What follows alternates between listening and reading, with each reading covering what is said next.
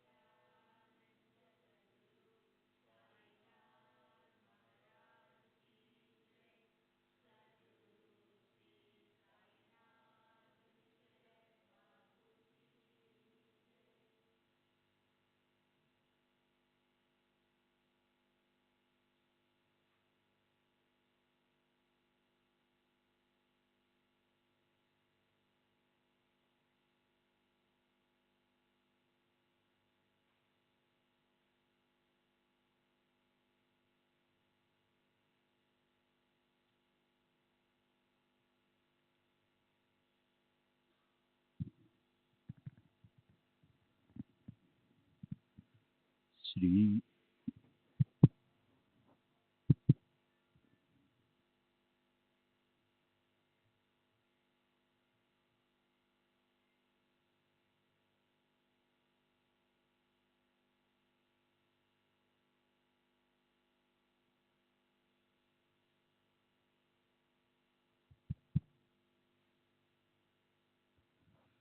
శ్రీ సచ్చిదానంద సద్గురు సాయినాథ్ మహారాజ్ की जय। सद्गुरु श्री साईनाथ शरद बाबू जी की जय।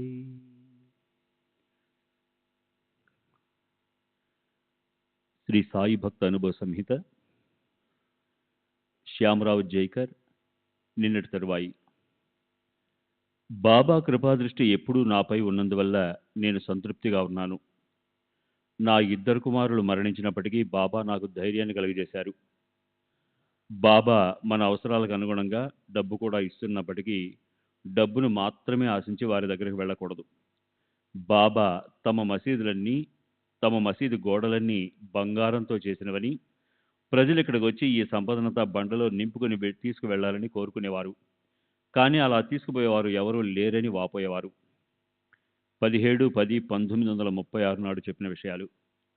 రావ్ బహదూర్ ఎంవి ప్రధాన్ నిలువెత్తు బాబా తైలవర్ణ చిత్రాన్ని గీయమని నన్ను కోరాడు. అందుకని నేను బాబాను స్వయంగా చూడడానికి మొదటిసారిగా షిరిడి వెళ్ళాను. మసీదుకి వెళ్ళి బాబాను పరిశీలించి చూశాను. వారు నన్ను అలాగే చూశారు. బాబా తైలవర్ణ చిత్రం వేయడానికి వారి అనుమతి కావాలి కనుక మాధవరావు దేశపాండే శ్యామ బాబా వద్దకు వెళ్ళి వారి అంగీకారం కోరాడు.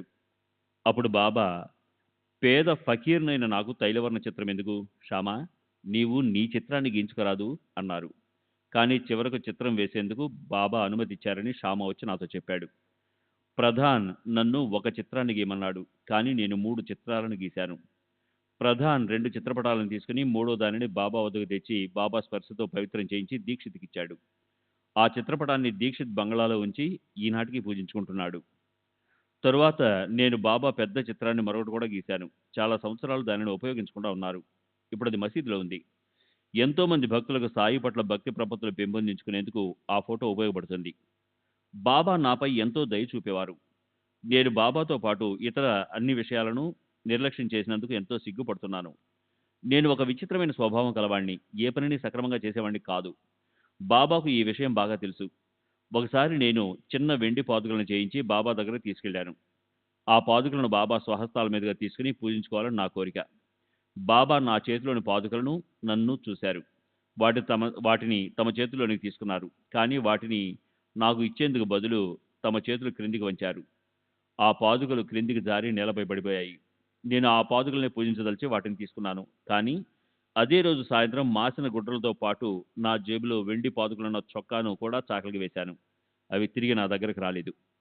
బాబాకు నా నిర్లక్ష్య స్వభావం తెలుసు. నేను ఎలాగో వాటిని చేజార్చుకుంటానని ముందే తెలుసు కనుక వాటిని పూజించుకునేందుకు నా చేతికి ఇవ్వకుండా వారే చేజార్చి చూపించారు. నేను ఒక సందర్భంలో సంతానం లేని ధనవంతురాలైన ఒక మహమ్మదీయ ఘోషా స్త్రీకి 4,000 రూపాయలు అప్పుగా ఇచ్చాను. నాది 8 మంది కొడుకులతో కూడిన పెద్ద కుటుంబం అయినందువలన డబ్బు వసూలు చేసుకోవడం తప్పనిసరైంది. కానీ ఆమె ఎంతకు డబ్బు పంపలేదు. బాబా నాపై దయ చూపి అప్పు వసూలు కావడంలో సహాయపడతారని తలిచి నేను వారి దగ్గరికి వెళ్ళాను. బాబా, ఆ దరిద్రపు సొమ్ము మనకు వద్దులే, అపల్యలాతే హరామాసే నకో అన్నారు. నా డబ్బులు తిరిగి రాలేదు. ఆ స్త్రీ తన సంపదనంతా పోగొట్టుకుందని 2-3 సంవత్సరాల తరువాత నాకు తెలిసింది. నేను బాబాను దర్శించినప్పటి నుండి ఎల్లప్పుడూ వారి ఫోటోలు నాతో ఉంచుకునేవాడిని. నేను ఎక్కడికి వెళ్ళినా, ఎక్కడ నివసించినా బాబా ఎప్పుడూ నా వెంటే ఉండి నన్ను, నా కుటుంబాన్ని అసాధారణ రీతిలో కాపాడుతూ ఉండేవారు. కొన్ని సంఘటనలను ఉదహరిస్తాను. 1916లో మేము మొగాబత్లోని గజానన్ రావు ఇంట్లో నివసిస్తున్నాము. ఇంటిలోని ఒక గదిలో బాబా ఫోటో ఉండేది. ఒక రాత్రి 2 గంటల సమయంలో దొంగలు మా ఇంట్లోనికి ప్రవేశించదలిచి బాబా ఫోటో ఉన్న గదిలోని కిటికీ ఉచ్చల్లో 2 వంచి తీసేయగలిగారు. ఇంకా ఆ సందు గుండా లోనికి ప్రవేశించి ఇల్లంతా దోచుకునే ప్రయత్నం చేస్తున్నారు. ఆ ఇంటి వేరొక భాగంలోని వరండాలో ఒక మంగలి నిద్రిస్తున్నాడు. అతనికి ప్రతిదినం వేకువజామున 4 గంటలు లేచి ఇంటి చుట్టూ తిరిగి వెళ్లి కాలకృత్యాలు తెచ్చుకునే అలవాటుంది. ఆ రోజు అతను ఎందుకో ఆశ్చర్యకరంగా 2 గంటలకే మేలుకొని ఇంటి వెనుకకు వచ్చాడు. అతన్ని చూసి దొంగలు పరుగందుకున్నారు. అతను ఆ దొంగలను చూసి దొంగలు దొంగలు అని పెద్దగా అరిచేసరికి మేమందరం లేచాము. దొంగలు ఇంటిలోనికి దొరకకుండా సరైన సమయానికే మమ్మల్ని నిద్రలేపి మా ఇల్లు దోచుకునబడకుండా బాబానే మమ్మల్ని రక్షించారని మేమందరం నిర్ధారించుకున్నాము. 1917లో మేము పూనాలో శిథిలావస్థలో ఉన్న ఒక ఇంట్లో నివసించేవాళ్ళం. శిథిలమైన పైకప్పు నుండి అప్పుడప్పుడు పెళ్ళలు రాలుతుండేవి. దానిని నివారించడానికి కప్పు క్రింద వైపు గుడ్డను అంటించి పెట్టాం. ఆ ఇంటిలోని ఒక గదిలో బాబా ఫోటో ముందు కిరోసిన్ లాంతరు వెలుగుతోంది. దీపానికి కొంచెం దూరంలో సంవత్సరం వయసున్న నా బిడ్డ నిద్రిస్తోంది. అర్ధరాత్రి సమయంలో డబ్ అనే పెద్ద శబ్దం వచ్చి మాకు మెలకు వచ్చింది. ఏం జరిగిందోనని వెళ్ళి చూస్తే శిథిలమైన గోడల తాలూకు ఇటుక రాళ్లు గుడ్డపై పడి గుడ్డతో పాటు క్రింద పడి ఉన్నాయి. నిజానికి ఆ కప్పు క్రిందంతా గుడ్డ ఉండి రాళ్లతో పాటు పడినందున బాబా ఫోటో మీద కాకపోయినా బిడ్డ మీద కానీ లాంతర్ మీద కానీ పడి ఉండాలి. కానీ బాబా సంకల్పం మరోలా ఉంది. ఆ గుడ్డ చిత్రంగా బిడ్డకు దీపానికి అడుగు దూరంలో పడింది. బిడ్డపై పడి ఉంటే బిడ్డ నలిగిపోయి ఉండేది. దీపంపై పడినా మంట అంటుకుని అగ్ని ప్రమాదానికి దారితీసేది. ఈ విధంగా బాబా మమ్మల్ని కాపాడారు. 1917లో మేము షిరిడి వెళ్ళి అక్కడ 10 నెలల పాటు నివసించాము. అప్పుడు మేము బాలాబావు ఇంట్లో ఉన్నాము. మేమున్న చిన్న వాటాలో ఒక మూల కలుగులో ఒక పాము ఉండడంతో మాకు భయంగా ఉండేది. ఒక రాత్రి ఆ కలుగులో నుండి పాము బయటికి రావడం నా కుమారుడు మరికొందరు చూసి దాన్ని చంపేశారు. श्री सच्चिदानंद सद्गुरु साईनाथ महाराज की जय। सद्गुरु श्री साईनाथ धुनि शरद बाबू जी की जय।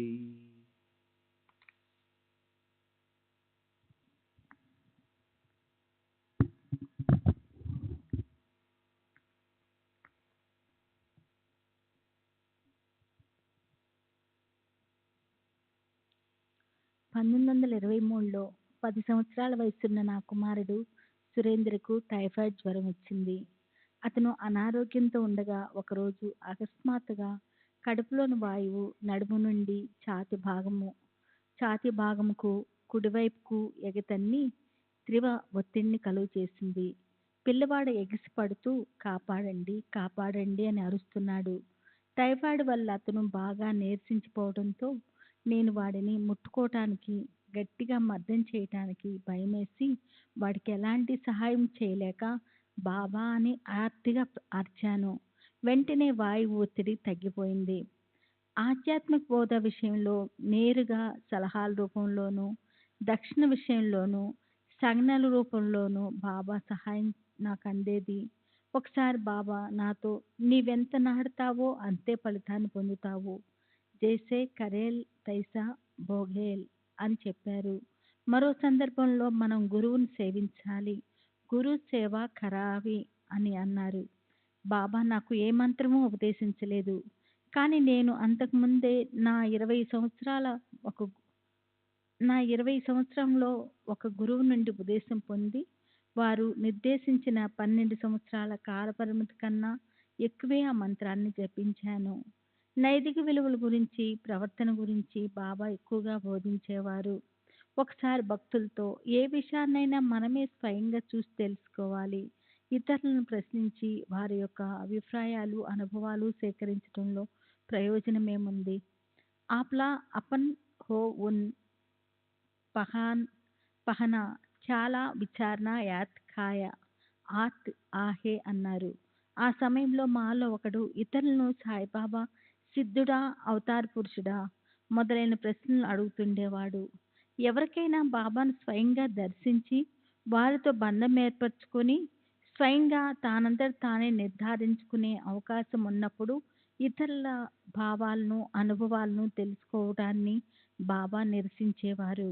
బాబాకు అధివిధేయుడిగా పేరుగాంచిన దీక్షిత్ గురించి కూడా బాబా ఒకసారి ఇలా వ్యాఖ్యానించారు. బాబా దీక్షిత్ని పిలిచి 30 రూపాయలు దక్షిణ అడిగారు. దీక్షిత్ తన దగ్గర డబ్బు లేదని చెప్పాడు. బాబా ఆ డబ్బును బాబు సాహెబ్ జోగును అడిగి తెమ్మన్నారు.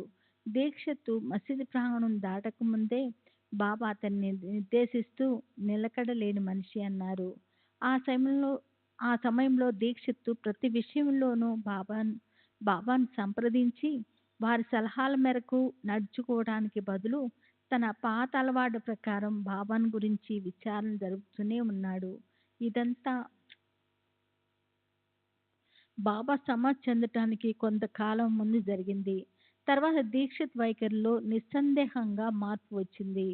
బాబా తమ అంతర్యామిత్వం ద్వారా కొన్ని నిదర్శనాలు ప్రసాదించి నా విశ్వాసం దృఢపడేటట్టు చేశారు. ఒకసారి నేను వారి ముందు కూర్చొని ఉన్నాను. నా జేబులో 3 రూపాయలు మాత్రం ఉన్నాయి. ఇంటి ఖర్చులకు నా దగ్గర డబ్బు లేదు. ఇంటి ఖర్చులకు నా దగ్గర మిగిలి ఉన్న డబ్బు అదే. అప్పుడు కాకాసాబ్ దీక్షిత్, నానాసాహెబ్ నెమోర్కర్ కూడా బాబా చెంతనే ఉన్నారు. బాబా నాతో మాల్ చార్ ధ్యావే అన్నారు. వారు రూపయా అన్నట్టుగా నాకు సందేహం వచ్చింది. వారు రూపయా అన్నట్లుగా నాకు సందేహం వచ్చింది. బాబా నన్ను 4 రూపాయలు దక్షిణ అడుగుతున్నారని తలచి నా జేబులో ఉన్న 3 రూపాయలు తీసి వారి ముందుంచాను. దీక్షిత్ 4 అడిగితే 3 ఇస్తున్నావేమిటి అన్నట్లుగా సందేహంగా నా ముఖం వైపు చూశాడు. బాబా వెంటనే 4 ఎక్కడివి, ఉన్నవి 3 అని అన్నారు. దీన్ని బట్టి బాబాకు నా జేబులో ఉన్నవి 3 రూపాయలేనని తెలుసు. అంతేకాదు నా పరిస్థితులన్నీ వారికి తెలుసునని గ్రహించాను. బాబా 4 రూపాయలు అడగటంలోని ఉద్దేశం నేను విధికి తల వంచి డబ్బులేమి పరిస్థితులను ధైర్యంగా ఎదుర్కొనే శక్తిని ప్రసాదించడానికేనని నేను నమ్మాను. బాబాపై భారం వేసి అన్నీ బాబాయే చూసుకుంటారని, అవసరమైనప్పుడు వారే మన పరిస్థితులను చక్కబెడతారనే నమ్మకం మనకు కలిగితే, మన దగ్గరున్న డబ్బంతా చివరి పైసాతో సహా వారికి సంతోషంగా సమర్పించుకుంటాము. ఒకసారి బాబా నా వద్ద చిల్లి గవ్వ కూడా లేదు చిల్లిగా చిల్లి గవ్వ కూడా లేకుండా చేసి కుటుంబ అవసరాలకు సైతం తీర్చలే కుటుంబ అవసరాలను సైతం తీర్చలేని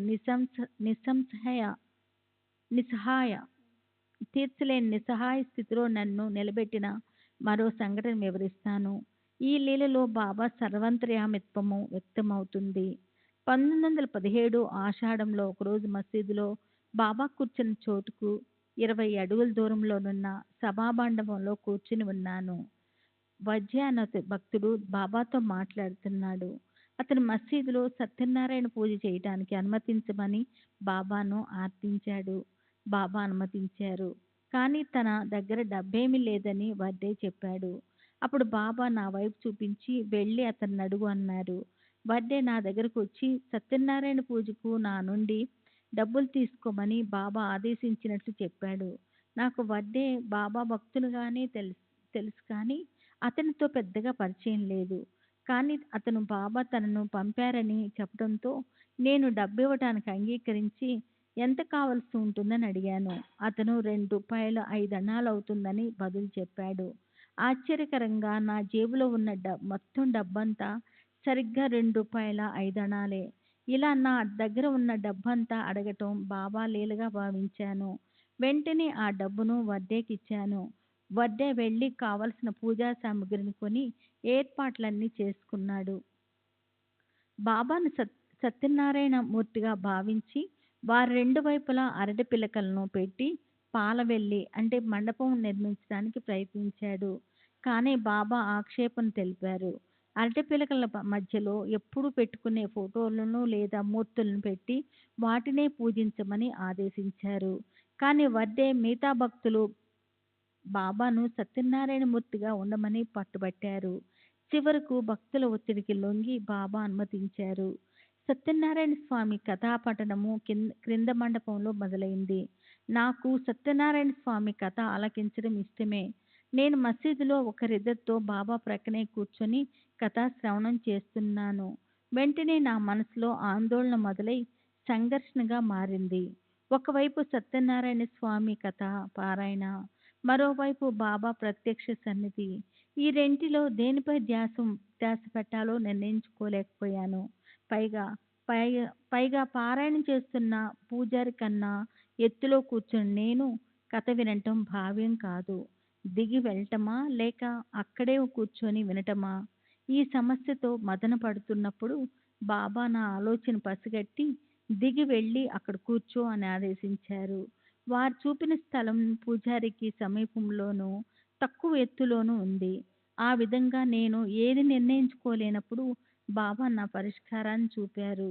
అకారణంగా హింసింపబడే మూగజీవుల పట్ల బాబా ఎంతో కరుణ చూపుతారని, ఆ జీవులు గల ప్రమాదకర రుగ్మతలను తమ అద్భుత శక్తితో విచారించి వారికి ఆశ్రయం ఇచ్చి రక్షిస్తారని నిర్ధారించేందుకు ఈ సంఘటన నిదర్శనము. నేనొకరోజు దీక్షితవాడ వరండాలో ఉన్నాను. అప్పుడొక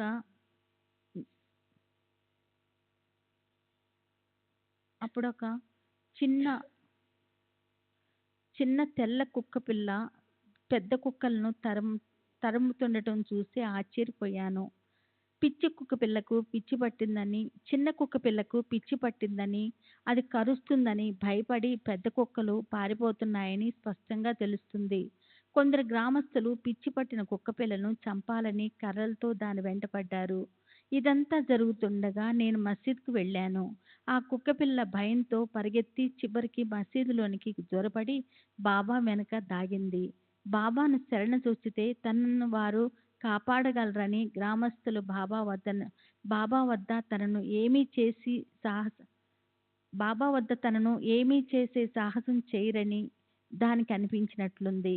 దాన్ని తరుముతున్న గ్రామస్తులు దూరంగా నిలబడి కుక్కపిల్ల బయటకు వస్తే దాన్ని చంపాలని వేచి ఉన్నారు. నిస్సహాయమైన మూగజీవి పట్ల అమానుషంగా ప్రవర్తించినందుకు బాబా వారిని తీవ్రంగా తిట్టిపోశారు. కానీ అది పిచ్చిదని, దాన్ని తప్పకుండా చంపాలని వారు బదులు చెప్పారు. బాబా కోపంతో వాళ్ళని ఇంకా తీవ్రంగా తిట్టి అక్కడి నుండి వెళ్ళిపోమని ఆదేశించారు. అది జరిగే సమయంలో నేను, డాక్టర్ పిల్లే బాబా దగ్గరే కూర్చుని ఉన్నాము. ఆ పిచ్చి కుక్క పిల్ల మాకేదైనా ప్రమాదం సంభవిస్తుందేమోనని ఆ పిచ్చి కుక్క వల్ల మాకేదైనా ప్రమాదం సంభవిస్తుందేమోనని మేము భయపడ్డాము. చివరికి గ్రామస్తులు వెళ్ళిపోవడంతో ఆ కుక్క రక్షింపబడింది. బాబా ఎంతో దయతో దాని పిచ్చి నయం చేసి ప్రాణం కాపాడతారని నేను పిల్లేతో చెప్పాను. నిజానికి ఆ కుక్క పిల్ల పరిస్థితి ఏమిటో, దాని జబ్బును ఎలా విచారించాలో, దానిని ఎలా రక్షించాలో బాబాకు మాత్రమే తెలుసు. శ్రీ సచ్చిదానంద సద్గురు సాయినాథ్ మహారాజ్ की जय. सद्गुरु श्री साईनाथ शरद बाबू जी की जय.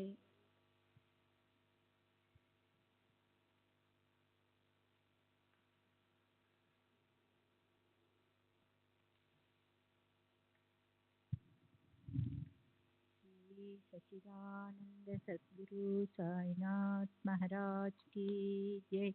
सद्गुरु श्री సాయినాథ్ శరత్ బాబూజీకి జై. అక్టోబర్ 18వ తేదీ 1936. శ్రీ బాలకృష్ణ వామన వైద్య, care of CK Prabhu, retired railway ఉద్యోగి, జిఐపి. వయస్సు 58 సంవత్సరాలు, బాంద్రా. నా మొదటి షిరిడి యాత్ర 1910-11లో జరిగింది. నేను నా కుటుంబంతో సహా వెళ్ళి అక్కడ 4-5 రోజులు గడిపాను. బాబా మమ్మల్ని అందరినీ ఎంతో దయతో ఆదరించి ఆశీస్సులు ఇచ్చారు. షిరిడి బయలుదేరక ముందే వారి కృప ప్రకటమైంది. నేను సెలవు మరియు పాసుల కోసం జిఐపి రైల్వే అధికారులకు ఆర్జీ పెట్టుకున్నాను. కానీ కొన్ని అర్జెంటు పనులు చేయవలసి ఉన్నందున నాకు సెలవు మంజూరు అవడానికి అవరోధం ఏర్పడింది. అయినప్పటికీ సాయి భక్తుడైన మా హెడ్ గుమాస్తా పై అధికారికి నా సెలవు అర్జీ పంపారు. నాకు సెలవు మంజూరైంది. ప్రయాణంలో కూడా సాయి అనుగ్రహం మాకు లభించింది. మేము కోపర్గాం చేరేసరికి చీకటి పడింది. అప్పుడు కోపర్గాం నుండి షిరిడీ వెళ్లే మార్గంలో దోపిడీ దొంగల భయం ఎక్కువగా ఉండేది. అందువల్ల మేము మాట్లాడుకున్న టాంగావాడు మమ్మల్ని ఉదయం వరకు అక్కడే ఆగిపోమ్మని చెప్పాడు. కానీ బాబా మనకు తోడు ఉన్నారని, వారు మనకు ఏ ఆపద కలహనివ్వరని అతనికి చెప్పి బయలుదేరాము. అప్పుడు మరి కొందరు ప్రయాణికులు కూడా మా టాంగాతో పాటు వస్తామని చెప్పారు. ఆ విధంగా మాకు ఆ సమయంలో తోడు దొరికింది. దారిలో మాకు కొన్ని టాంగాలు షిరిడీ నుండి వస్తూ, కొన్ని షిరిడీ వెళుతూ కనిపించాయి. ఇలా దారి దోపిడీ సంఘటనలు ఏమీ జరగకుండా బాబా మాకు సహాయపడి మమ్మల్ని క్షేమంగా షిరిడీ చేర్చారు. మేము షిరిడీలో దిగేటప్పటికి రాత్రి 1 గంట అయింది. సాటేవాడాలో బస చేశాము. మరుసటి రోజు సంకష్ట చతుర్థి కావున ఉపవాసం ఉండాలి. అందుకని ఆ రోజు నిరాహారంగా ఉండకుండా నాతో పాటు ఏదో కొంత పలహారం చేయమని బలవంతం చేసి నా కుటుంబ సభ్యుల చేత తినిపించాను. తరువాత మేము నిద్రపోయాము. మరుసటి ఉదయం బాబా నిద్ర మేల్కొని స్థానిక భక్తులతో, రాత్రి నా బిడ్డలు వచ్చారు, మీరెవరూ వారిని ఆదరించలేదు, తినడానికి ఏమీ ఇవ్వకుండా ఉపవాసం ఉండేటట్లు చేశారు. మాజే లేఖరే ఆలి ధ్యాన ఉపాసి కోని పాహిలే నాహి కాలాజీ గేతాలే నాహి ధ్యాన ఉపాసి టేవిలే అని కోపంగా అరిచి వారిని అక్కడి నుండి తరిమి వేశారు. ఇది ఒక అర్థంలో సరి అయినదే. ఉపవాసం ఉండే రోజు భోజనం చేయకుండా పలహారం మాత్రం తీసుకుంటాము. రాత్రి మేము భోజనం చేయలేదు, పలహారం మాత్రం తీసుకున్నాం కాబట్టి ఉపవాసం ఉన్నట్లే లెక్క. ఈ మాటల వల్ల బాబాకు మా పట్ల ఉన్న పితృవాత్సల్యం, మా బాగోగుల పట్ల బాబాకు ఉన్న శ్రద్ధ తెలిసింది. ఆ భక్తులు వచ్చి మాకు బాబా అన్న మాటలు చెప్పి, మేము రాత్రి పలహారం తీసుకున్న సంగతి బాబాకు తెలియజేయమని, మాకు ఆదరణ లభించిందని చెప్పమని అభ్యర్థించారు. తరువాత మేము మసీదుకెళ్ళి బాబాను దర్శించినప్పుడు వారితో అలాగే చెప్పాము. బాబా నన్ను చూస్తూనే నీకు మంచి జరుగుతుంది, తుజే కళ్యాణ్ హోయిల్ అని దీవించారు. మా కుటుంబ సభ్యులందరినీ కూడా అలాగే ఆశీర్వదించారు. తరువాత ఒకరోజు మేమున్న వాడాలో భోజనం తయారు చేసుకున్నాము. మధ్యాహ్నం బాబా మా బసకు వచ్చి బాక్రీ బాజీ భిక్ష అడిగారు. నా భార్య వెంటనే వారికి రొట్ట కూర సమర్పించింది. మరొక రోజు ప్రత్యేకంగా బాబాకు నైవేద్యం తయారు చేసి సమర్పించాలని అనుకున్నాము. కానీ ఆ రోజు నైవేద్యం తయారు చేయడం ఆలస్యమైంది. ఈలోగా భక్తులందరూ నైవేద్యాలు మసీదుకి తీసుకెళ్లి బాబా ముందు ఉంచారు. బాబా మా నైవేద్యం కొరకు ఎదురు చూస్తూ భక్తులను వేచి ఉండమన్నారు. నేను నైవేద్యం తీసుకుని వెళ్ళిన వెంటనే దానిని తమకు దగ్గరగా ఉంచమని చెప్పి తరువాత మాకు ప్రసాదం ఇచ్చి ఆశీర్వదించారు. బాబాకు మా పట్ల ఉన్న కృప, ఆదరణను తెలుపుతాను. మేము బయలుదేరేటప్పుడు బాబా వద్దకు వెళ్ళి నా కుటుంబంతో సహా నాసిక్ వెళ్ళడానికి అనుమతించమని వేడుకున్నాను. వెళ్ళు, నాసిక్ వెళ్ళు. అసలు నాసిక్ వెళ్ళడం ఎందుకు? అక్కడ ప్లేగు వ్యాపించి ఉంది. వెళ్ళవద్దు. మీ పిల్లలను తీసుకుని మీరు వచ్చిన దారినే ఇంటికి తిరిగి వెళ్ళండి అన్నారు. నేను షిరిడీలో ఉన్న 3-4 రోజులలో ఒకరోజు మాధవరావు దేశపాండేతో మాట్లాడుతూ బాబా ఫోటోను బాబా చేతుల మీదుగా తీసుకుని ఇంట్లో పూజలో పెట్టుకోవాలనే కోరికను వ్యక్తపరచాను. ఆ ప్రక్కనే ఉన్న బాబా వెంటనే నన్ను ఒక ఫోటోను తెచ్చుకోమని చెప్పి దానిని వారి చేతి స్పర్శతో పునీతం చేసి నాకు ఇచ్చారు. నేను ఆ ఫోటోని ఈనాటికి నిత్యం పూజిస్తుంటాను. వారిని పూజించకుండా నేను భోజనం కూడా చేయను. మా తిరుగు ప్రయాణమప్పుడు కూడా బాబా మాకు మార్గం చూపి మమ్మల్ని రక్షించారు.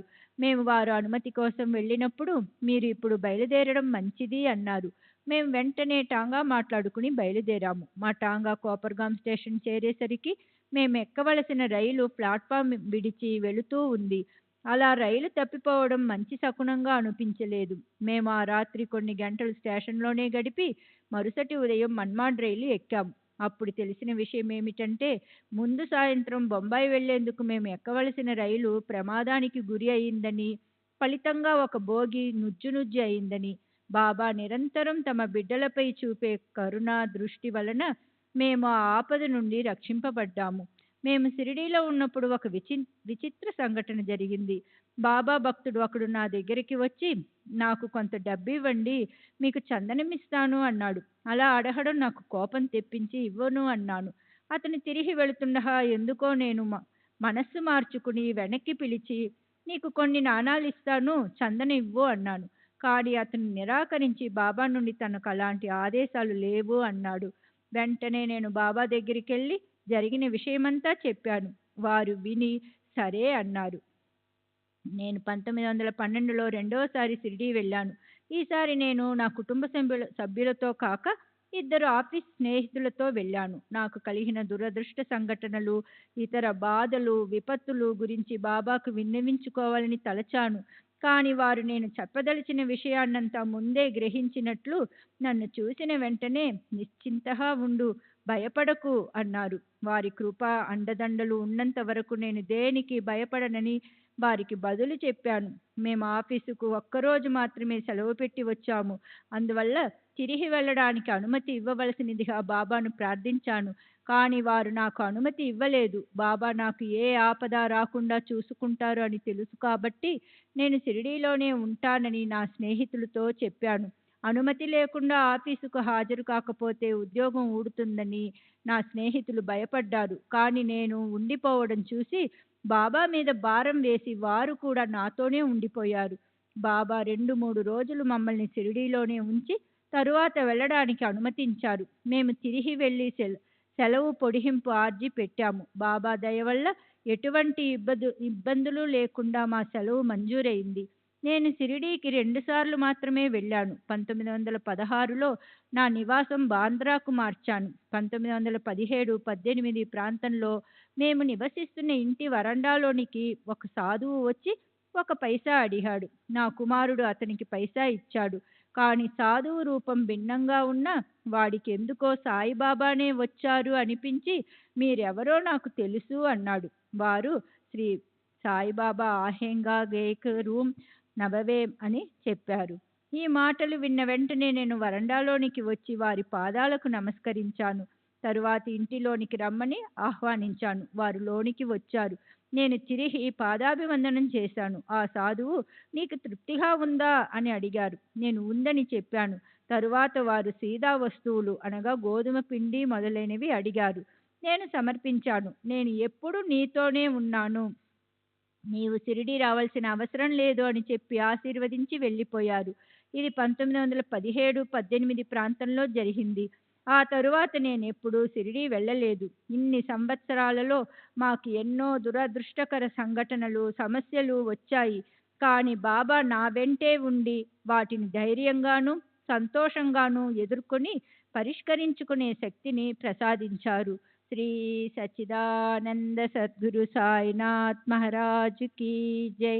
సద్గురు శ్రీ సాయినాథుని శరత్ బాబూజీ. శ్రీ సచ్చిదానంద సద్గురు సాయినాథ్ మహారాజ్ కీ జై. సద్గురు శ్రీ సాయినాథుని శరత్ బాబూజీకి జై. డిసెంబర్ 1వ తేదీ 1936. శ్రీ రామ్ గిర్ బువా బాబా పిలిచే పేరు. బాబు గిర్ సదా షిరిడి నుండి 4 మైళ్ళకు చెందిన గంగగిరి భక్తుడు. వయసు 76 సంవత్సరాలు. షిరిడి. నేను చిన్నప్పుడు షిరిడిలోనే పాఠశాలలో చదువుకున్నాను. నేను ఇప్పుడున్న ఇంటిలోనే మా ముత్తవ్వ గారి ఇల్లు మొదటి నుండి నివసిస్తున్నాను. సాయిబాబా మొదట షిరిడి వచ్చినప్పుడు నేను విద్యార్థిని. అప్పుడు బాబాతో పాటు ధూప్ ఖేడ్కు చెందిన ఒక పాటేల్ కూడా వచ్చాడు. ఆ పాటేల్ షిరిడీకి చెందిన అమీర్ బాయ్ కుమారుడు. హామీద్కు పెళ్లి సంబంధము కుదిర్చేందుకు వచ్చాడు. అప్పుడు బాబా 25-30 ఏండ్లు వయసున్నట్లు కనిపించారు. బాబా అమీర్ బాయ్ ఇంట్లో అతిథిగా కొన్ని రోజులుండి తిరిగి పాటేల్తో వెళ్ళిపోయారు. 2 నెలల తర్వాత బాబా ఒంటరిగా షిరిడీ వచ్చారు. అప్పటి నుండి షిరిడీనే శాశ్వత నివాసంగా చేసుకున్నాడు. ధూప్ ఖేడ్ పటేల్ తప్పిపోయిన తన గుర్రము కనపడేందుకు బాబా ఏ విధంగా సహాయపడింది చెబుతూ ఉండేవాడు. ఆ విషయం నేను స్వయంగా విన్నాను. అతను తప్పిపోయిన తన గుర్రం కోసము వెతుకుతున్నప్పుడు సాయిబాబాను చూశాడు. బాబా అతనిని దేనికోసం వెతుకుతున్నావని అడిగారు. తప్పిపోయిన గుర్రం కోసమని అతను చెప్పాడు. అప్పుడు బాబా, నీ గుర్రము అక్కడ సెలియేటి ప్రక్కన ఉంది చూడు అంటూ ఒకవైపు చూపించారు. పాటేల్ వెళ్ళి చూస్తే అక్కడ తన గుర్రము కనిపించింది. పాటేల్ బాబాను చూసినప్పుడు వారి ముందు దుని వెలుగుతూ కనిపించింది. గుర్రం ఎక్కడున్నది చెప్పడం తప్ప ఆ సందర్భంలో బాబా మరే అద్భుతాలు చేసినట్లు రామ్ గిర్ బువాకు గుర్తులేవు. బాబా షిరిడి వచ్చి ఉన్నప్పుడు వారికి నడుము కింద వరకు పెరిగిన పొడవైన జుట్టు ఉండేది. ఆకుపచ్చని కఫ్ని ధరించి ఉండేవారు. జుట్టును అంటిపెట్టుకుని ఉండే సన్నని టోపీ, దానిపై మరో కాషాయ రంగు టోపీ ధరించేవారు. చిలిమి అగ్గిపెట్టె ఉండేవి. భిక్షాటన చేసి జీవించేవారు. మసీదు పక్కనున్న ఇంట్లో నివసిస్తున్న అమీనాబాయ్ అత్తగారు నారాయణ తేలి భార్య బాబాకు ప్రతి దినం సగం రొట్టె ఇస్తూ ఉండేది. ఇప్పుడు బాబా రోగులకు మందులిస్తూ ఉండేవారు. మొయిద్దీన్ బాయ్ అల్లుడు ఒక మాంత్రికుడు. అతను బెలాపూర్లో నివసిస్తూ ఉండేవాడు. అతడు ఒకసారి షిరిడీ వచ్చాడు. ఏదో విషయంపై బాబా అతన్ని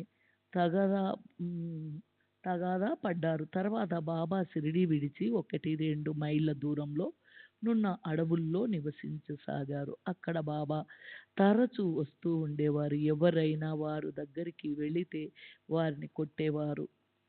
పంజార్ గాంకు చెందిన గంగవీర్ బువ్వా షిరిడీ వచ్చారు. వారు నీమ్గౌకు చెందిన నానాసాహెబ్ డేంగ్లేకు మరికొందరు గ్రామస్తులకు బాబాను గురించి గొప్పగా చెబుతూ బాబాను చింతామణిగా అభివృద్ధించారు. అప్పుడు బాబా ఒక తుమ్మ చెట్టు కింద కూర్చొని ఉండగా నానాసాహెబ్ డేంగ్లే వెళ్ళి వారికి నమస్కరించాడు. ఆ తర్వాత కొన్ని రోజులకు బాబా షిరిడీ తిరిగి వచ్చి వేప చెట్టు కింద ఉండసాగారు.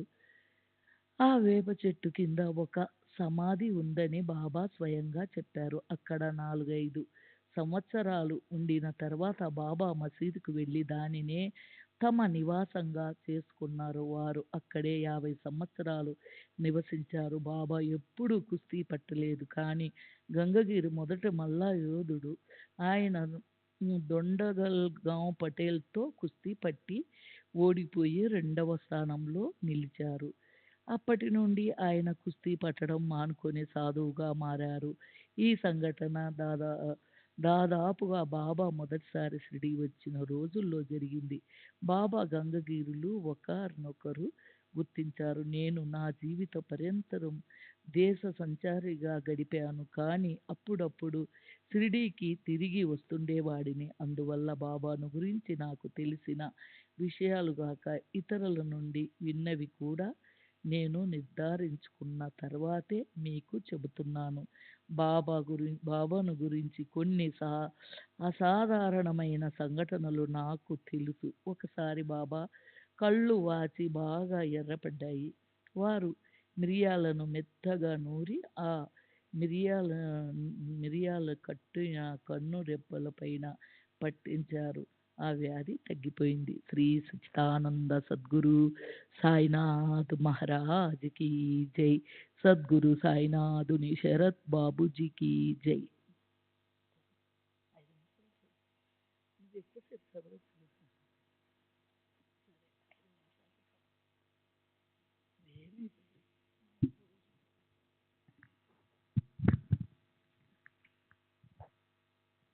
శ్రీ సచ్చిదానంద సద్గురు సాయినాథ్ మహారాజ్ की जय. సద్గురు శ్రీ సాయినాథుని శరత్ బాబూజీ की జై. మరోసారి ఒక ముస్లిం బాలుడు మసీదు వెనుకనున్న వేప చెట్టు ఎక్కి కాలు జారి క్రింద పడి మరణించాడు. ఆ క్షణమే మసీదులో ఉన్న బాబా దుఃఖంతో అరుస్తూ ముల్లా జోర్ మారియల్ అని పలికి తన చేతులను శంఖం వలె మడిచి ఊదారు. మసీదులోనికి వేప చెట్టు కనిపించదు. బాబా పై మాటలు అంటున్నప్పుడే బాలుడు క్రిందపడి మరణించాడు. అప్పుడే నేను బాబాకు కొంచెం దూరంలో కూర్చుని ఉండటంతో వారి మాటలు విని వెంటనే నేను వెళ్ళి పడిపోయిన బాలుణ్ణి చుట్టూ ముగి ఉన్న జనాన్ని చూశాను. గ్రామంలో గడ్డిబామి తగలబడిన విషయం కూడా నాకు తెలుసు. బాబా భాంగ్చంద్ మార్వాడితో గడ్డిబామి తగలబడిపోతోంది, పరుగున వెళ్ళు అన్నారు. అతను వెళ్ళి చూస్తే అతని గడ్డిబామి తగలబడుతోంది. బాబా అక్కడికి వచ్చి ఏవో సంజ్ఞలు చేశారు. మంటలు ఆరిపోయాయి. ఒకరోజు బాబా నన్ను పిలిచి ఒక ఊదీ పొట్లం, హారతి పాట ఉన్న కాగితం ఇచ్చి జామ్నేరు రోడ్డు మార్గంలో భుషావల్ స్టేషన్కు 36 కిలోమీటర్ల దూరంలో ఉంది. జామ్నేరు వెళ్ళి అక్కడ డిప్యూటీ కలెక్టర్గా ఉన్న నానాసాహెబ్ చాందోర్కర్కు ఇచ్చి రమ్మన్నారు. నేనప్పుడు ఖాందేశ్ వెళ్ళవలసిన పని ఉంది. బాబాతో నా దగ్గర 2 రూపాయలు మాత్రమే ఉన్నాయని, అవి కోపర్గాం నుండి జల్గాం వరకు రైలు టికెట్కు, అక్కడ నుండి 30 మైళ్ళ దూరంలో ఉన్న జామ్నేరుకు టాంగ్నా ఖర్చుకు ఎలా సరిపోతాయని అడిగాను. బాబా భగవంతుడే సమకూరుస్తాడు అన్నారు. ఆ రోజు శుక్రవారం. నేను వెంటనే రైలులో బయలుదేరి రాత్రి 7:30 గంటలకు మన్మాడుకు, వేకువజామున 2:45 గంటలకు జల్గాంకు చేరాను.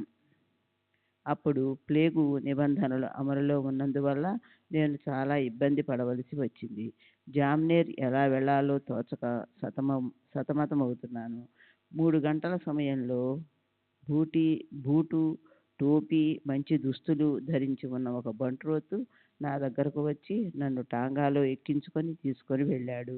నేను భయపడ్డాను. దారిలో భగూర్ దగ్గర పలహారం చేశాము. తెల్లవారుతుండగా జామ్నేరుకు చేరాము. నేను కాలకృత్యం కొరకు టాంగా దిగి తిరిగి వచ్చేసరికి టాంగా మరియు టాంగా నడిపే అతను అంతర్ధానమయ్యారు. డిసెంబర్ 1వ తేదీ 1936. శ్రీ ఎస్.ఏ. పాటంకర్, సినిమా కళాకారుడు. వయసు 42 సంవత్సరములు. కాయస్థ ప్రభువు, దాదర్, బొంబాయి. నా స్నేహితుడు సామంత్ మొదటిసారిగా సాయిబాబాను దర్శించి సాయిబాబాను గురించి చెప్పాడు. వారి గొప్పతనం, సచ్ఛీలత తెలుసుకొని మా ఇంట్లో ఒక గోడకు వారి ఫోటో తగిలించుకొని పూజించటం మొదలుపెట్టాను. ఒకసారి నా బిడ్డ చాలా రోజులు జ్వరంతో బాధపడింది. అప్పుడు ఒక రాత్రి 2-3 గంటల సమయంలో ఒక ఫకీరు నా బిడ్డ శరీరాన్ని నిమరటం చూశాను. వారిని సమీపించి నేను 2 చేతులు జోడించి వారికి నమస్కరించాను. ఆయన తమ చేతులతో దగ్గరకు రావద్దని సైగ చేసి బిడ్డకు నయమవుతుంది అని చెప్పారు. మరోసారి నా 2 బిడ్డలు అస్వస్థతకు గురి అయ్యారు. వారిలో ఒకరికి రోజుల తరబడి జ్వర తీవ్రత తగ్గకుండా ఉంది. నేను బాబా ఫోటోను చూస్తూ బిడ్డను కాపాడమని ఆర్తిగా ప్రార్థించాను. తరువాత థర్మామీటర్ తీసుకెళ్ళి బాబా ఫోటోపై ఉంచి, బాబా, మీరు మా బాగోగులు చూస్తున్నది నిజమే. అయితే ఈ బిడ్డలు ఎందుకు ఇలా అస్వస్థతకు గురి అయ్యారు? నేనిప్పుడు ఈ థర్మామీటర్తో బిడ్డ జ్వరాన్ని పరీక్షిస్తాను. జ్వరం తగ్గి ఉంటే మీపై నాకు నమ్మకం ఉంటుంది. అప్పుడు నేను బిడ్డను తీసుకొని రామనవమికి మీ చెంతకు వస్తాను. జ్వరం తగ్గకుంటే మిమ్మల్ని ఎలా విశ్వసించేది అని వారితో చెప్పుకొని థర్మామీటర్ని ఫోటో దగ్గర నుండి తీసి దానితో బిడ్డ జ్వరాన్ని పరీక్షించాను. బిడ్డ జ్వరం తగ్గిపోయి నార్మల్కు వచ్చి ఉండటం చూసి నేనెంతో ఆశ్చర్యపోయి ఉంటాను, మీరు ఊహించవచ్చు. డిసెంబర్ 6వ తేదీ 1936. శ్రీ రఘుజీ గణపత్ షిండే పాటిల్, రిటైర్డ్ రెవెన్యూ పటేల్ మరియు భూస్వామి. వయసు 65 సంవత్సరములు. షిరిడి. బాబా షిరిడి వచ్చినప్పుడు మహమ్మదీయుడైన అమన్బాయి ఆతిథ్యమిచ్చాడు. అమన్బాయి అప్పుడప్పుడు మా మావసి ఇంటికి వస్తుండేవాడు. మావసి కుమారుడైన గణపతి హరే కానడే కుష్ఠరోగం మరియు జ్వరంతో బాధపడుతుండేవాడు. అతని వయసు 35 సంవత్సరములు. ఒక మహాత్ముడు తన ఇంటికి వచ్చారని, వారు తప్పక ఆమె కొడుకు రోగాన్ని నయం చేయగలరని అమన్బాయి మావసికి చెప్పాడు. బాబా వచ్చి అతనిని పరీక్షించారు. అతనికి ఇవ్వవలసిన మందు నాగుపాము విషంతో తయారు చేయాలి. బాబా గణపతితో ధైర్యంగా ఒక నాగుపాముని పట్టమని, నాగుపాము కుష్ఠరోగుల్ని కాటేయదని చెప్పారు. గణపతి నాగుపాముని పట్టుకున్నాడు. అది అతనిని కాటేయలేదు. బాబా ఆ పాము విషంతో మందును తయారు చేసి గణపతికి ఇచ్చారు. గణపతి ఆ మందును కొన్ని రోజులు వాడిన తరువాత రోగం తగ్గుముఖం పట్టింది. కానీ ఆ మందు వాడేటప్పుడు లైంగిక సుఖాలకు దూరంగా ఉండాలన్న నిబంధనలను గణపతి పాటించలేదు. దాంతో బాబా చికిత్స ఆపేశారు. అందువల్ల వ్యాధి ముదిరి అతను చనిపోయాడు.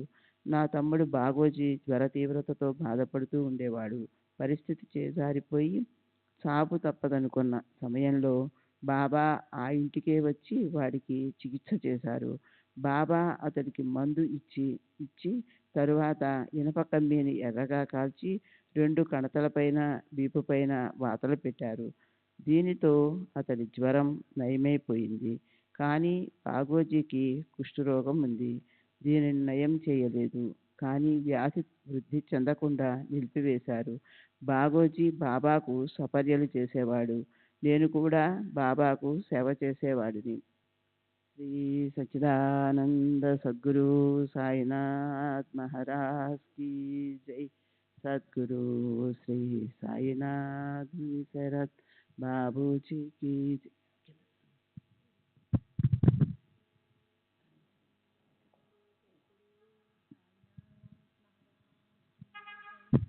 సద్గురు శ్రీ సాయినాథ్ శరత్ బాబూజీకి జై. షిరిడీలో ముఠా కక్షలు ఎక్కువగా ఉండేవి. నేను ఒక మార్గంలో ఉండేవాడిని. ముఠాల మధ్య ఈర్ష్య, ద్వేషాలు ప్రబలి ఉండేవి. కానీ బాబా వీటిని పట్టించుకునేవారు కాదు. అన్ని ముఠాల వారు బాబాను ఇష్టపడేవారు. ఒకసారి బీర్జీ చంద్ భార్యను నగ్నంగా చేసి తీసుకొని వచ్చి అవమానపరిచారు. నాపై మరికొందరిపై కోపర్గాం మెజిస్ట్రేటుపై అప్పాసాహెబ్ వద్ద కేసు నమోదు చేయబడింది. కేసు విచారణ జరుగుతున్నప్పుడు ఒకరోజు హరిసీతారాం దీక్షిత్ నన్ను విడుదల కాకుండా చూడమని బాబాను అర్థించాడట. అప్పుడు బాబా, లేదు, అలా చేయడం కుదరదు, అలా చేయడానికి నేనెవరిని అన్నారట. ఆ విచారణలో మాలో ఒకరిని తప్ప మిగిలిన వారందరినీ దోషులుగా తీర్మానించి 4 నెలల కారాగార శిక్ష విధించారు. మమ్మల్ని కోపర్గాం నుండి అహ్మద్ నగర్ జైలుకు తరలించారు.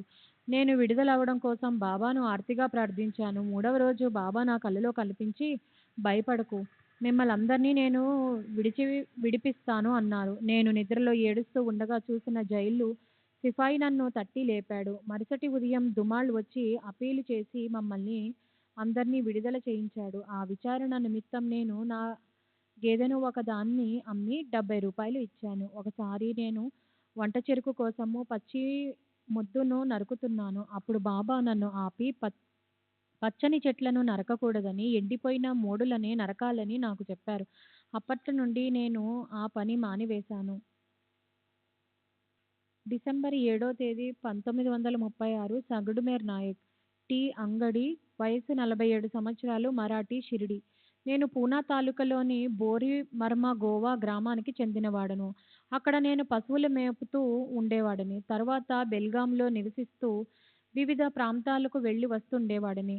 నరసోబావాడిలో తాంబే మహారాజ్ వద్ద 2 సంవత్సరాలు గడిపాను. ఆ తర్వాత అర్జున్కర్ మహారాజ్ వద్ద కొన్ని రోజులు గడిపి గాన్గాపూర్ కూడా దర్శించాను. తర్వాత అస్వస్థకు గురి అయి హుబ్లీకి చెందిన సిద్ధారూఢ్ మహారాజ్ వద్ద ఉన్నాను. ఆ తర్వాత బయలుదేరి రామేశ్వరము, పండరీపురము మొదలైన క్షేత్రాలు దర్శించి 1911-12లో ఇక్కడికి షిరిడి వచ్చాను. బాబా నన్ను చూసి, నేను సిద్ధారూఢ్ మహారాజ్ దర్బార్ నుండి వచ్చిన విషయాన్ని సూచిస్తూ, నీ ఒక గొప్ప దర్బారు నుండి వచ్చినావు అన్నారు. నేను షిరిడి వచ్చిన 5 నెలల తర్వాత తిరిగి వెళ్ళడానికి బాబా అనుమతి కోరినప్పుడు, ఏదో ఒకటి చేసుకుంటూ ఇక్కడే ఉండు, భగవంతుడు నిన్ను అనుగ్రహిస్తాడు అన్నారు. నేను బాబా మాట ప్రకారం షిరిడీనే నా శాశ్వత నివాసంగా చేసుకున్నాను. అప్పటి నుండి నేను టీ ఫలహారాల అంగడి నడుపుతూ, దాంతోపాటు బాబా ఫోటోలు, హారతి పాటలు, పూజా ద్రవ్యాలు మొదలైనవి అమ్ముతూ జీవనం సాగిస్తున్నాను. బాబా కృప వలన నేను అభివృద్ధి చెందుతూ వచ్చాను. నాకు ఏ ఆపద రాకుండా కాపాడుతూ ఉండమని బాబాను ప్రార్థించాను.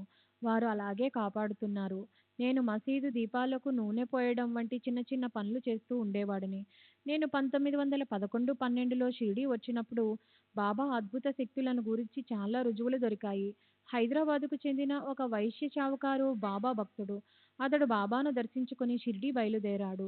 నేను కూడా అతనితో పాటు కలిసి షిరిడి వచ్చాను. షావుకారు పక్షపాతంతో 2 కాళ్ళు చచ్చుబడిపోయిన తన కుమార్తెను కూడా వెంటబెట్టుకుని వచ్చాడు. ఆమె నడవలేక చేతులు సాయంతో చిన్నగా గెంతుతూ కదిలేది. మొదట ఆమెను బాబా దగ్గరకు మోసుకుని వెళ్ళారు. 3వ రోజు ఆమె కాళ్లకు కొంచెం కదిలించగలిగింది. 8వ రోజుకు స్వతంత్రంగా నడవగలిగింది. ఆమెకు నయమవడం ఒక అద్భుతం, బాబా అనుగ్రహానికి నిదర్శనం.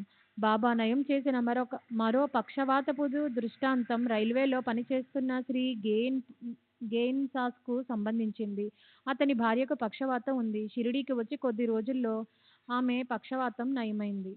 శ్రీ సచ్చిదానంద సద్గురు సాయినాథ్ మహారాజ్ కీ జై. సద్గురు శ్రీ సాయినాథుని శరద్ బాబూజీ కీ జై.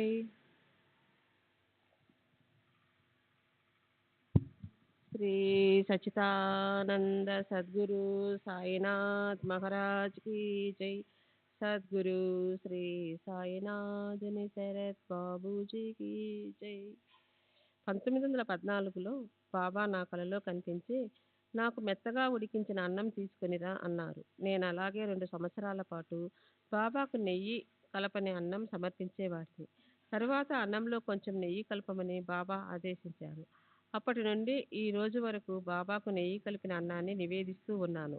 ఈ నేతి అన్నాన్ని మసీదుకు తీసుకెళ్లి ముందు కొంత దునిలో అగ్నికి అర్పించి, మరికొంత బాబా కోసం కొలంబాలో ఉంచి మిగిలినది కుక్కలకు వేసేవాడిని. బాబాను దర్శించడానికి అసంఖ్యాకమైన భక్తులు షిరిడీ వస్తున్న రోజులలో వారి సౌకర్యం కోసం 5-6 సంవత్సరాలు భోజన హోటలు నడిపాను. వంటకు, వడ్డనకు బ్రాహ్మణులను నియమించాను. బాబా మహాసమాధి తరువాత జనం రావటం తగ్గిపోవడంతో అక్టోబర్ 1919లో దానిని మూసివేశాను. ఉపాసని మహారాజు నాకు తెలుసు. అతను నేను రావడానికి కొంచెం ముందుగా షిరిడి వచ్చాడు. నేను వచ్చిన తర్వాత దీక్షిత్ వాటలో ఉండేవాడు. 5-6 నెలలు అతని భోజనం ఖర్చులన్నీ దీక్షిత్ భరించేవాడు. అప్పుడు శ్రీ కపడ్డే కూడా షిరిడీలోనే ఉన్నాడు. ఒకరోజు మాధవరావు దేశపాండే దీక్షిత్ తరపున ఉపాసనితో తగాదా పడ్డాడు. ఈ తగవు తర్వాత ఉపాసని తన మకాంను ఖండోబా ఆలయానికి మార్చాడు. 1912వ సంవత్సరం మధ్యలో బాబా పాలరాతి పాదుకలు సాటేవాడలో ఉన్న బాబాకు ప్రియమైన వేప చెట్టు కింద ప్రతిష్ఠించబడ్డాయి. ఈ ఆలోచన అగరబత్తి వ్యాపారి అయిన బాయి ఆలీ బాగ్కర్కు వచ్చింది. కానీ అతను పేదవాడు. అందువల్ల ఈ ఖర్చులన్నీ బొంబాయికి చెందిన రామారావు కటారే అనునతడు భరించాడు. బాబా కూడా 25 రూపాయల చందా ఇచ్చారు. 4 వేదాలకు ప్రాతినిధ్యం వహిస్తూ 4 బ్రాహ్మణులను కోపర్గాం నుండి ఈ కార్యక్రమం కోసం తీసుకువచ్చారు. స్థానికుల్లో బాలాసాహెబ్ బాటే, దాదా కెల్కర్, బాబు సాహెబ్ జోగ్, ఉపాసని మహారాజ్ ఈ ప్రతిష్టాపన కార్యక్రమంలో ప్రముఖ పాత్ర వహించారు. బాబా ప్రతిదినం పంచే ఆహారంపై ఆధారపడి వందలాది మంది షిరిడీలో నివసిస్తూ ఉండేవారు. వారిలో మార్తండ్ అనే ఒక పిచ్చి బ్రాహ్మణుడు ఉండేవాడు. అతడు ఒక రోజు వేప చెట్టు దగ్గరికి వెళ్ళి పెద్ద బండతో ఒక పాదుకను 2 ముక్కలుగా పగలగొట్టాడు. ఆ తరువాత పార్వతీ మహదేవుని ఆలయానికి వెళ్ళి అక్కడి విగ్రహాలను కోతేపాటుల సూచన మేరకు ప్రతిష్ఠించబడినవి కూడా పగలగొట్టాడు. భక్తులు బాబా దగ్గరికి వెళ్ళి పగలగొట్టిన పాదుక స్థానంలో మరొక పాదుక తయారు చేయించి ప్రతిష్ఠించమంటారా అని అడిగారు. బాబా దానికి అంగీకరించక అన్నశాంతి మాత్రం జరిపిస్తే చాలునని చెప్పారు. బాబా ఆదేశం మేరకు 2-3 వందల మందికి అన్నదానం చేయబడింది. ఆ రోజులలో ప్రతిదినం 200 మందికి పైగా జనం భోజనం కోసం వేచి ఉండేవారు. డిసెంబర్ 9వ తేదీ 1936 శ్రీ లక్ష్మణ్ కచ్చేశ్వర్ జాకడే ఊరప్ నాను మామ ఊరప్ నాను భట్ పూజారి, యజుర్వేది, బ్రాహ్మణుడు, వయసు 40 సంవత్సరములు, షిరిడి. నేను ఎన్నో సంవత్సరాల నుండి బాబా పూజ ఆరతి నిర్వహిస్తూ ఉన్నాను. బాబా భౌతికంగా ఉన్నప్పటి నుండే బాపు సాహెబ్ జోగుకు సహాయకునిగా ఉంటూ బాబాను పూజించడం మొదలుపెట్టాను. నేను మొదట 1914లో షిరిడి వచ్చాను. ఇక్కడ నా సోదరి భర్త బాపాజీ ఉండేవాడు. అప్పుడప్పుడు నేను షిరిడి వచ్చి వారిని చూసి వెళుతూ ఉండేవాడిని. నేను సంగమనేరులో ఉండగా ఒక రాత్రి బాబా నా కలలో కనిపించి, అబ్బాయి నిద్రపోతున్నావా? నీవు ఇక్కడ ఉండొద్దు, షిరిడి వచ్చేయి. షిరిడిలో ఎంతో ఆనందం ఉన్నది అన్నారు. మరుసటి ఉదయం బాపాజీ తండ్రి మా ఊరు వచ్చాడు. అతను నన్ను తనతో షిరిడి రమ్మని, తనకు సహాయంగా ఉండమని ఆహ్వానించాడు. నేను షిరిడి వెళ్ళి కొన్ని రోజులు అతనితో ఉన్నాను. నేను నా జీవనోపాధికి ఊరూరు తిరిగి భిక్ష చేసేవాడిని. మందిరంలో బాబా పూజకై బాపుసాహెబ్ జోగుకు సహాయపడేవాడిని. ఇలా 1-2 సంవత్సరాలు ఉచితంగా సేవ చేసిన తరువాత బాబా కమిటీ వారు నన్ను శాశ్వత పూజారిగా నియమించారు. డిసెంబర్ 6వ తేదీ 1936 శ్రీ లక్ష్మణ్ భట్ జోషి, షిరిడి. నేను చిన్నప్పుడు బాబా దగ్గర ఉన్నప్పుడు ఆధ్యాత్మిక విషయాల గురించి ఆలోచించేవాడిని కాదు. అందువల్ల సాయిబాబా మాట్లాడిన మాటలు, ప్రవచనాలు ఏవి మీకు చెప్పలేను. నేను మాధవ్ ప్లస్ మసీదులో చిన్న చిన్న పనులు చేస్తూ ఉండేవాళ్ళం. రాధాకృష్ణ అయ్య చెప్పిన పనులు కూడా చేసేవాళ్ళం. మేము చావడిలో బాబాతో పాటు నిద్రించేవాళ్ళం. ఎవ్వరూ బాబాతో ఉండేందుకు వీలు లేని సమయాలలో కూడా మేము వారితోనే ఉండేవాళ్ళం. బాయ్ కట్టలను ఇటు తీసుకురా, ఆ తొట్టితో నీళ్లు తీసుకునిరా అంటూ బాబా మాకు పనులు చెప్పేవారు. బాబాకు నిత్యం భక్తులు సమర్పించే తినుబండారాలను మాకు పంచిపెట్టేవారు. వాటితో మాకు ప్రతిదినము విందు భోజనమే. బుట్టలు బుట్టలుగా పండ్లు వస్తూ ఉండేవి. అప్పుడప్పుడు వాటిలో కొన్ని మేము దొంగిలించే వాళ్ళం. ఒక్కొక్కసారి దొంగలిస్తున్నప్పుడు బాబా మమ్మల్ని పట్టుకుని మరీ ఎక్కువగా తీసుకోకండిరా అని హాస్య ధోరణిలో అనేవారు. తరచూ బాబా నన్ను తిట్టేవారు. 1-2 సార్లు బాబా తమ చేతితో కొట్టారు కూడా. అప్పుడప్పుడు వారు నా కోసం కబురు పెట్టడం కూడా జరిగేది. రాత్రిళ్ళు చావడిలో ఉన్నప్పుడు బాబా గను, తుకారాం పాటలు పాడు అని అడిగేవారు. నాకు సంగీతం బాగా రాకపోయినా ఎలాగో పాడేవాడిని. బాబా పాటలలోని రాగాన్ని, భావాన్ని రెండింటినీ ఇష్టపడేవారు. అప్పుడప్పుడు మేము హాస్య ధోరణిలో కూడా మాట్లాడుకునే వాళ్ళం. బాబా గను ఏమంటున్నాడురా అని అడిగేవారు. రహమా నజరే కరో అబో మోరే సాయి అని పాటను హాస్యయుక్తంగా పాడేవాడిని. ఒక్కొక్కసారి ఎవరూ లేని సమయాలలో ఆ రాత్రి దాటిన తరువాత బాబా పారవస్యంతో కబీరు పాటలు పాడుతుండేవారు. ఆ పాటల వివరాలేమిటో నాకు ఇప్పుడు గుర్తులేదు. శ్రీ సచిదానంద సద్గురు సాయినాథ్ మహారాజ్ శ్రీ జై. సద్గురు శ్రీ సాయినాథ్ శరత్ బాబూజీ.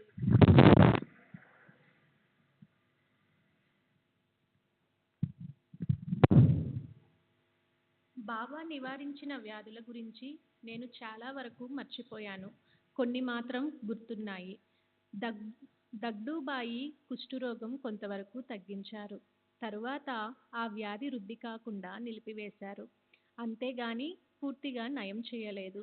కానీ బాబా సమాధి అనంతరం సుమారు 1922లో బొంబాయికి చెందిన డాక్టర్ రాణే గారి భార్య మరాఠీ మహిళ యొక్క వ్యాధి నివారణ వివరాలు నాకు బాగా గుర్తొస్తున్నాయి. ఈమెకు కుష్టు వ్యాధి వచ్చి శరీరమంతా వికృతంగా మారిపోయినట్లు పూజ్యశ్రీ బివిఎన్ స్వామి ముందు మాటలో చెప్పారు. ఆమె తన భర్తతో పాటు షిరిడీ వచ్చి 4-5 నెలల పాటు, ఒక్కొక్కసారి సంవత్సరం పాటు కూడా ఇక్కడ గడిపేది. ఆమె ప్రతిదినం బాబా అభిషేక తీర్థంతో స్నానం చేసి శరీరంపై ఉన్న పుండ్లన్నింటిపై ఊది రాసేది. ఒక్కొక్కసారి బకెట్ నిండా తీర్థాన్ని బొంబాయి తెప్పించుకునేది. 2 సంవత్సరాల తర్వాత ఆమె వ్యాధి పూర్తిగా నయమైంది. అంతకుముందు పప్పు గింజలంత పుండ్లు శరీరమంతా వ్యాపించి శరీరం రంగు కూడా మారిపోయి ఉండేది. వ్యాధి నయమైన తరువాత శరీరపు రంగు పూర్వస్థితికి వచ్చింది. తరువాత డాక్టర్ రాణే చాలా సంవత్సరాలు ఇక్కడకు రాలేదు. 10 సంవత్సరాల గుజరాతీ అమ్మాయికి క్షయవ్యాధి నివారణమైన విషయం కూడా నాకు తెలుసు. మొదట్లో అమ్మాయిని బాబా దగ్గరికి మోసుకొని పోవలసి వచ్చేది. కొన్ని రోజుల తరువాత ఆమె నడవగలిగింది. తరువాత ఆమె ఆరోగ్యం చాలా వరకు మెరుగుపడింది. ఇది బాబా శిశిరులుగా ఉండగా జరిగిన సంఘటన. గ్రుడ్డివారికి చూపు ప్రసాదించిన దృష్టాంతాలేమీ నాకు జ్ఞాపకం లేవు. అప్పుడు బాబాను దర్శించేందుకు వచ్చే భక్తులు అసంఖ్యాకంగా ఉండేవారు. భక్తులు వసతి కోసం అవస్థలు పడేవారు. ఒక చిన్న గదికి నెలకు 4 రూపాయల చొప్పున చెల్లించేవారు. ఇప్పుడు పూర్తి ఇంటికి కూడా అంత మొత్తం చెల్లించరు. అంతటి జనసందోహంలో బాబా దగ్గరికి ఎవరెవరు వచ్చేది, వారి వివరాలు, వారు పొందిన అనుభవాల గురించి నేను తెలుసుకోవాలనుకోలేదు.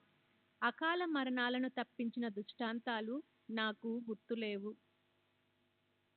కీర్తనాకారుడైన విఠల్ రావు ఇలా చెబుతున్నారు.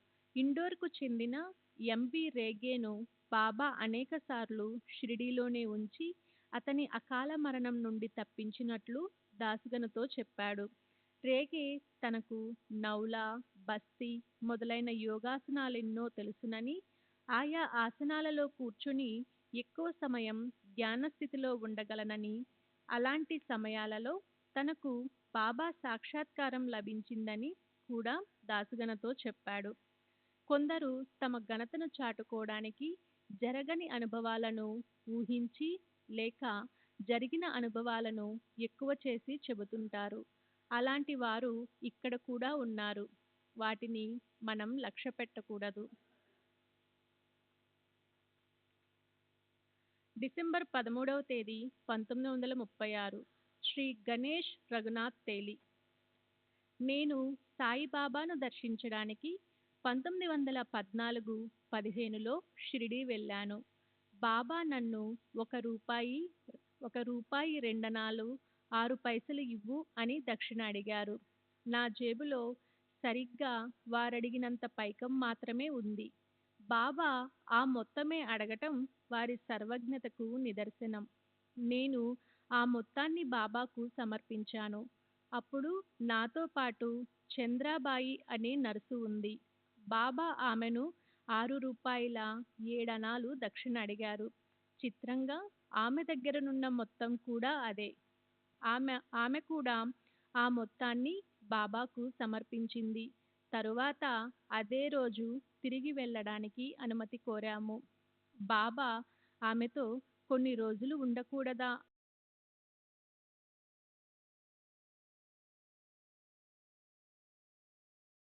ఆమె చెప్పింది. ఆ రాత్రే మేము షిరిడి విడిచి వచ్చాం. శ్రీ సచిదానంద సద్గురు సాయినాథ్ మహారాజ్ की जय. सद्गुरु श्री साईनाथ निसरद बाबूजी की जय.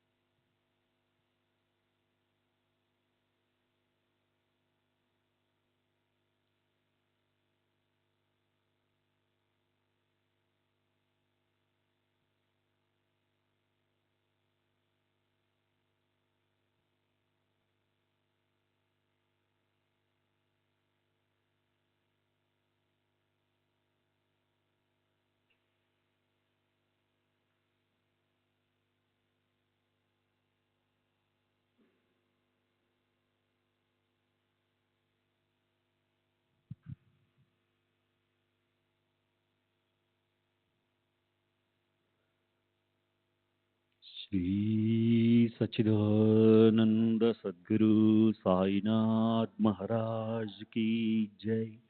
सद्गुरु श्री साईनाथ शरद बाबूजी की जय. साई रहम नजर करना, बच्चों का पालन करना. साई रहम नजर करना, बच्चों का पालन करना. जाना तुमने जगत पसार, सब ही झूठ जमाना. जाना तुमने जगत पसार, सब ही झूठ जमाना. साई रहम नजर करना, बच्चों का पालन करना.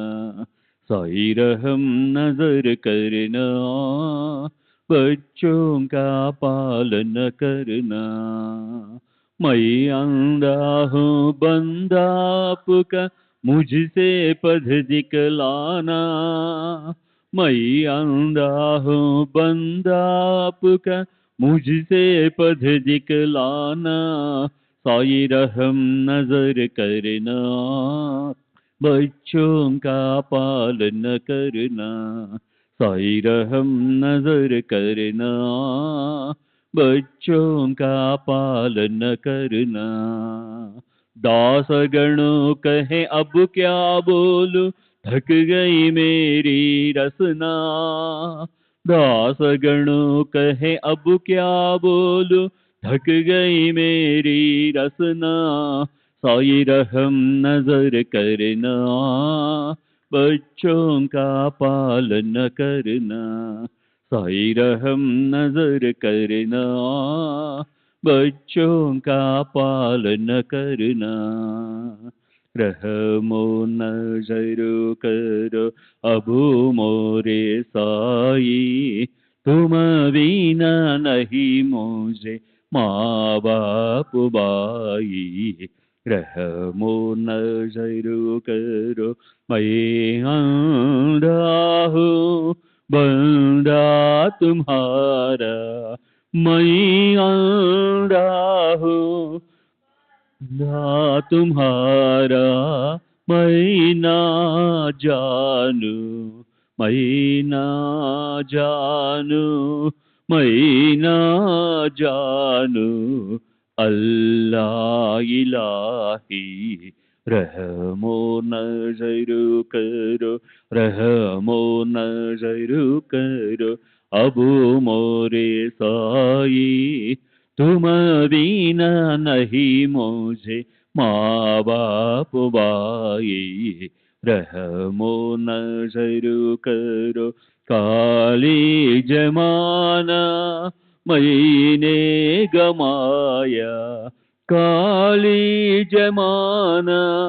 मैंने गमाया, साथी आखिर का, साथी आखिर का, साथी आखिर का, तुम बिना कोई, रहमो नजर करो, रहमो नजर करो, अबू मोरे साई तुम बिना नहीं मुझे माँ बाप भाई, रहमो नजर करो, अपने मस्जिद का झाड़ू गड़ो है, अपने मस्जिद का झाड़ू गड़ो है, मालिक हमारे, मालिक हमारे, मालिक हमारे,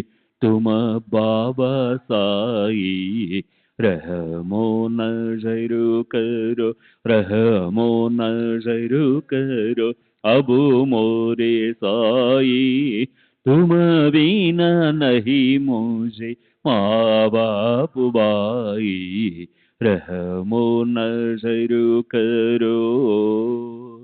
श्री सच्चिदानंद सद्गुरु साईनाथ महाराज की जय। सद्गुरु श्री साईनाथ निशरद बाबू जी की जय।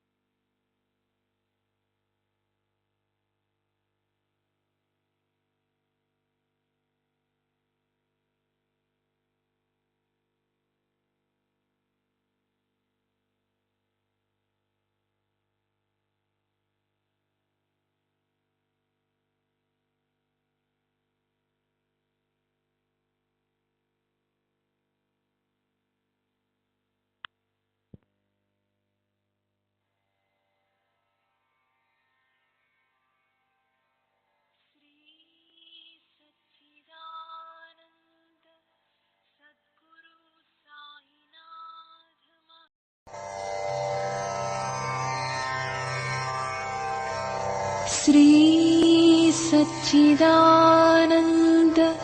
सद्गुरु साईनाथ महाराज की जय। सद्गुरु श्री साईनाथुनि शरद बाबू जी की जय।